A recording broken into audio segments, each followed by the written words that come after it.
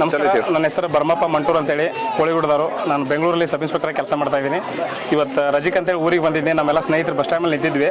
ಹಂಗೆ ನಮ್ಮ ಕ್ಲಾಸ್ಮೇಟ್ ಇವರು ಎಲ್ಲಪ್ಪ ಚಿಕ್ಕೋಡಿ ಅಂತೇಳಿ ಕೋಳಿಗುಡದವರು. ಅವರು ಈ ಥರ ಒಂದು ಎತ್ತಿಂದು ಬರ್ತ್ಡೇ ಮಾಡ್ತಾ ಇದ್ದಾರೆ ಅಂತಂದು ಹೇಳಿದರು. ನನಗೊಂಥರ ಶಾಕ್ ಆಗಿಬಿಡ್ತು. ಮನ್ಯಾಗ ಹುಟ್ಟಿದ ಮಕ್ಕಳದ ಬರ್ತ್ಡೇ ಮಾಡೋದು ಕೇಳಿದೀವಿ, ಇದೇನಪ್ಪ ಎತ್ತಿನ ಬರ್ತ್ಡೇ ಮಾಡ್ತಾರಂದ್ರೆ ಎತ್ತ ಕಟ್ಟಾರ ನೋಡಬೇಕು ಅಂತೇಳಿ ಹೋಗೋಣ ಅಂತೇಳಿ ನಮ್ಮ ಸ್ನೇಹಿತರೆಲ್ಲ ಸೇರಿ ಜೊತೆಗೆ ಬಂದ್ವಿ. ಹಂಗೆ ಬರ್ಬೇಕಾದ್ರೆ ನಮ್ಮ ಮುರುಘಾಪೌಡ ಪಾಟೀಲ್ ಹೇಳಿದರು, ನಾವು ಒಂದು ಇದ್ರದ ತಳಿನ ಒಂದು ಆಕಳ ಕರ ತೊಗೊಂಡೋಗಿದ್ರಿ ಅಂತ ಹೇಳಿ ಅವ್ರಲ್ಲೇ ಐತಿ. ಹಂಗೆ ಗಾಡಿಯಾಗ ಮಾತಾಡ್ಕೊಂಡು ಬರ್ಬೇಕಾದ್ರೆ ಅವ್ರು ಎಕ್ಸ್ ಆರ್ಮಿ ರೀ, ದೊಡ್ಡ ಮಗ ಒಬ್ರು ಆರ್ಮಿಲಿ ಇದಾರೋ, ಇನ್ನೊಬ್ಬ ಮಗ ಇಂಜಿನಿಯರ್ ಇದಾರೋ, ಸಣ್ಣ ಮಗ ವೆಟರ್ನರಿ ಡಾಕ್ಟರ್ ಇದಾರೋ, ಇದೊಂದು ಹಸಿವತಿ ಇದನ್ನು ಕಟ್ಟಬೇಕು ಅನ್ನೋದು ಅಂತಂದ್ರು. ಹಂಗೆ ಅವ್ರಿಗೆ ಅದರಿಂದ ಬಂದಿರೋ ಆದಾಯದ ಬಗ್ಗೆನೂ ಹೇಳ್ಕೊತ ಬಂದರು.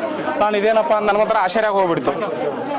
ಜನ ಗೌರ್ಮೆಂಟ್ ಜಾಬ್ನಾಗ ಇರೋರು ಏನೇನೋ ದುಡ್ಡು ಮಾಡಕಂತ ಏನೇನೋ ದಾರಿ ಹುಡುಕ್ತಾರೆ, ರಿಯಲ್ ಎಸ್ಟೇಟ್ ಅಂತ, ಜಮೀನು ತಗೊಳ್ಳೋದಂತ, ಇನ್ನೊಂದು ಏನೇನೋ ಥರ ದಾರಿ ಹುಡುಕ್ತಾರೋ. ಅಂಥದ್ರಾಗ ಒಂದು ಜವಾರಿ ತಳಿ ಆಕಳ ಕಟ್ಟಿ, ಹಸು ಕಟ್ಟಿ ಈ ಥರನೂ ಹೆಸರು ಮಾಡ್ಬೋದಲ್ಲ ಅಂತ ಹೇಳಿ ನೋಡ್ಬೇಕಂತೇಳಿ ಭಾಳ ಆಶ್ಚರ್ಯ ಅನಿಸ್ತು. ಇಲ್ಲಿ ಬರ್ತಿದ್ದಂಗೆ ಮೆರವಣಿಗೆಗೆ ರೆಡಿ ಮಾಡಿದ್ರು.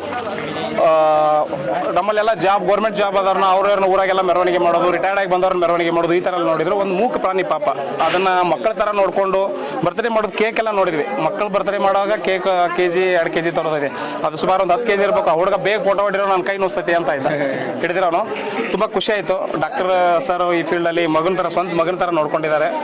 ಹಾಗಾಗಿ ಇವ್ರು ನಮ್ಮ ಸ್ನೇಹಿತರು ಪಾಪ ಎಲ್ಲಪ್ಪ ಕೊಡಿಸಿದಾರ ಅನ್ನೋ ವಿಷಯ ಎಲ್ಲರಿಗೆ ಹೆಮ್ಮೆ ಅನಿಸ್ತು. ನಮ್ಮ ಕ್ಲಾಸ್ನಾಗ ಬರೀ ಪಾಪ ಎತ್ತಿಂದ ಮಾತಾಡೋ, ನಾವೆಲ್ಲ ಸ್ಟಡಿ ಬಗ್ಗೆ ಮಾತಾಡ್ತೀವಿ, ಎತ್ತಿನ ಬಗ್ಗೆ ಮಾತಾಡ್ತಿದ್ದೆ. ನಮ್ಮ ಫೀಲ್ಡ್ನಾಗ ನಾವು ಏನು ಹೆಸರು ಮಾಡಿದಿಲ್ಲ ಗೊತ್ತಿಲ್ಲ, ಬಟ್ ನಮ್ಮ ಆತ್ಮೀಯ ಸ್ನೇಹಿತರು ಈ ಫೀಲ್ಡಲ್ಲಿ ಇಷ್ಟೊಂದು ಹೆಸರು ಮಾಡಿರೋದು ಕೇಳಿ ನನಗೆ ಭಾಳ ಖುಷಿ ಅನಿಸ್ತು.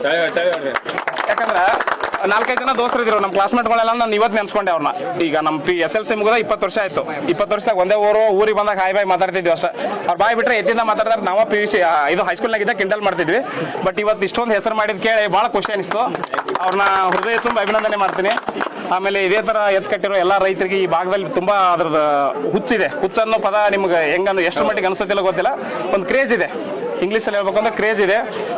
ದೇಶಿ ತಳಿಗಳೆಲ್ಲ ಬೆಳೀಲಿ, ಈ ಒಂದು ಸಂಸ್ಕೃತಿ ಮುಂದುವರಿಲಿ ಅಂತೇಳಿ ಎಲ್ಲರಿಗೆ ಆಶಿಸಿ ನಾನು 2 ಮಾತುಗಳು ಮುಗಿಸ್ತೀನಿ. Thank you sir.